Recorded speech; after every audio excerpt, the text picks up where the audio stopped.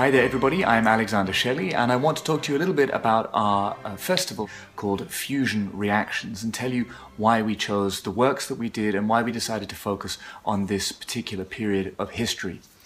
One of the many things that I love about classical music is that when we use that phrase, we're in fact talking about a huge number of different styles and genres from across the centuries. Now, few periods of time have encapsulated this more perfectly than the 1920s, and indeed the 20th century in general is such a rich vein for all these different genres. But in the 1920s, because of the effects of globalization for the first time, where people could not only travel from one side of the globe to the other with more ease, but they could also hear sounds from the other side of the world more readily, we have a huge cross-fertilization occurring within music. So at the Great Exhibition at the turn of the century in France, many composers were able to hear the sounds from the Far East for the first time. The sounds from North America of jazz were starting to influence greatly what was happening in Europe. And as such, we have really a quite astonishing collection of composers all writing music at the same time.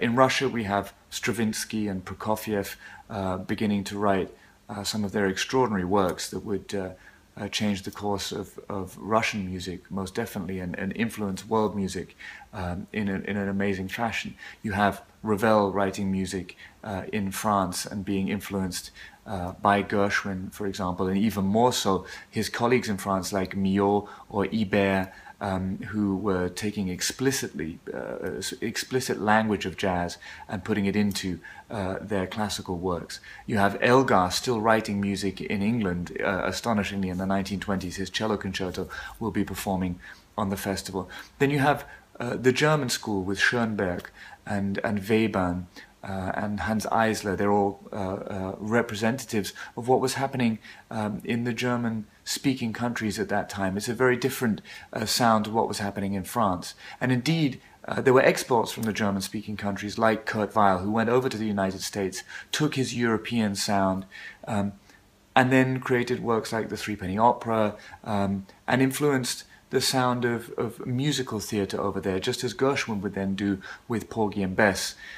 We have Sibelius writing his extraordinary symphonies still up there in Finland. And you have then individuals like Charlie Chaplin, who are not only great filmmakers and actors, but he wrote music. He wrote the themes and the melodies for his films. He had a very exact sense of how music should fit to what he was doing on the screen. And for example, we're going to perform City Lights live with the film in Southern Hall. Something I'm very excited. It's the first time for me doing that. Anyway, it's a really quite astonishing period of time in the creative history of mankind, and most definitely in music.